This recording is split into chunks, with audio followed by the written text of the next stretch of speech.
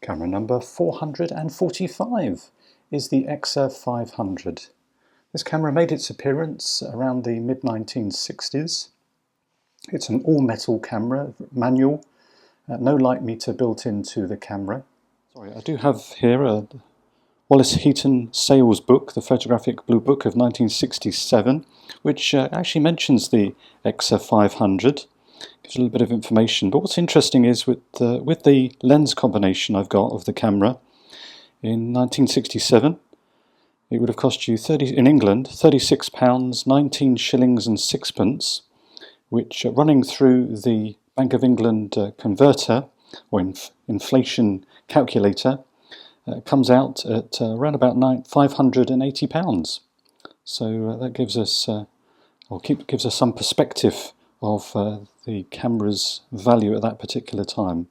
I did do an EXA 1A or 1B, I believe, and this enjoys the advantage of the instant return mirror, and so when you look through the viewfinder at any time you see what's going through the lens, rather than with the EXA 1 or 1A, whatever I did, the mirror returns only when you actually advance the film. So this XR500 takes the Exacta mount lens, so you can interchange those lenses. This particular lens that came with the camera is a Domiplan f2.8 50mm lens, and we take the lens off by pressing the lever that's around the collar of the lens there, press that in, and then we can turn anti-clockwise and release the lens. When you look through the mirror, or look through here, you can actually see in the bottom left-hand corner a red marker.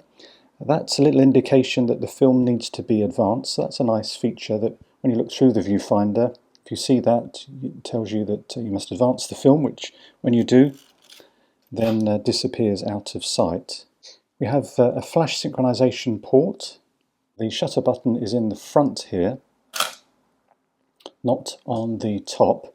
And I suspect that's one of the reasons why I acquired this camera so cheaply, that whoever tested it thought that the top plate button, which is actually the release lever to allow you to rewind the film back into the canister, was the shutter, and it wasn't working. So I picked this camera up for only £5. They don't sell for a huge amount, but every little helps, as they say. So while we're on the top plate here, we see that around the rewind crank we have our shutter speeds that go from bulb all the way up to 1/500th of a second. You see two little markers here, a red bulb and a flash. These are the different types of flash: bulb flash and electronic flash. Probably just about see if I zoom in here. You'll see a white marker between the 30th and 60th. The idea is that you line that up depending on what flash you're using. So if you're using electronic flash, you line it up with that dot or icon, and if you're using flash bulbs, you'd line it up with that. So the shutter speeds for a flash with a flash bulb is 1/15th, and for electronic flash it's 1/60th of a second. We have our film advance. Oops. And around the collar here we have a film reminder, which we set our film speed, and then we have our film counter, which we set to its highest figure. So if we've got a 24 exposure film, we would set it to 24, or if we had a 36 exposure, we would turn it round to 36, and then the film counter counts down until we reach the end. I mentioned the button that allows us to rewind our film back into our canister. The viewfinder is very clear, very bright. You do have a central focus circle in the middle of the viewfinder there that enables you to help focus. And then the button here, or lever rather here, allows you to lock the film actuation button. But it does have a secondary function as well. If we're using a bulb, we can actually use this to secure if we don't have a cable release, we can use it by releasing the shutter and then flicking the switch, and then that keeps the mirror up. And then when we release the lever, but we do of course have the ability to screw a cable release in there into the shutter button. And to put film into the camera, we have to release the whole of the back. The red dot needs to be aligned with the other red dot, and then we can pull the back off. And I must say the camera is very clean inside. There's just one mark here on the cloth shutter, that a little bit of concern that perhaps there's a rubbing there. But otherwise it's nice and clean. We put our film canister here, and then we can make sure it's in the spool. The film spool does actually come off. Apparently you could put in an empty film canister and have the film go straight into another canister, and then when you finish the film you can take that whole canister out and then get that film developed, rather than rewinding it back into the canister on the other side. But we won't be doing that. Okay.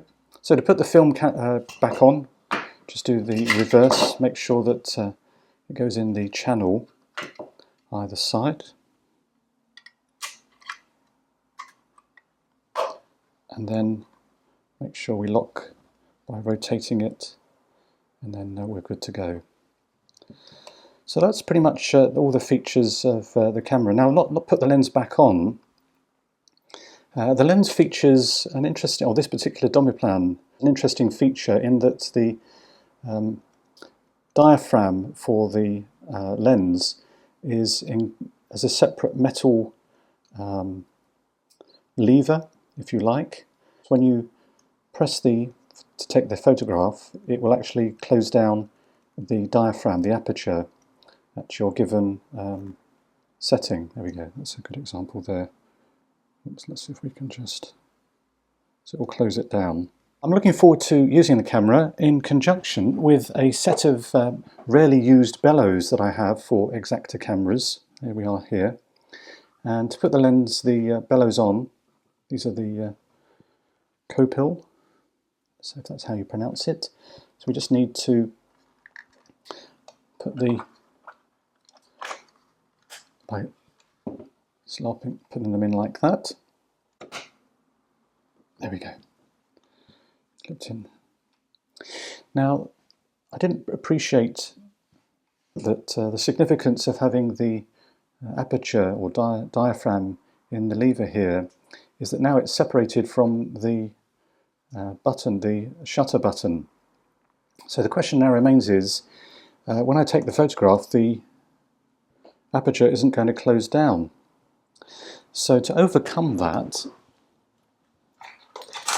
I had to employ the use of a cable release, and then we can actually see the mechanism. If we actuate and lock that, there we go.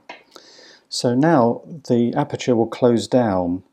Some of these lenses actually had a mechanism built in. Unfortunately this one doesn't, and it's going to be interesting to see if I can make use of it without it interfering with taking the photograph.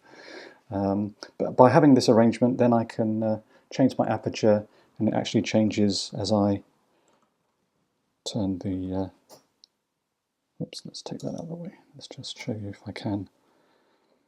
There we go. So it actually changes as I move the aperture. So I will be using a handheld meter when I'm using these. So I'm looking forward to using that. See, now of course I will have to compensate because I've removed the lens, and if I remember rightly, I shall compensate by using an extra stop of light.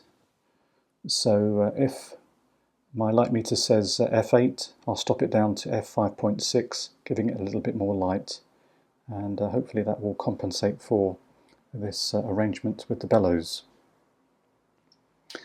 Okay, so all that remains is for me to go out and take some photographs now, so let's do that.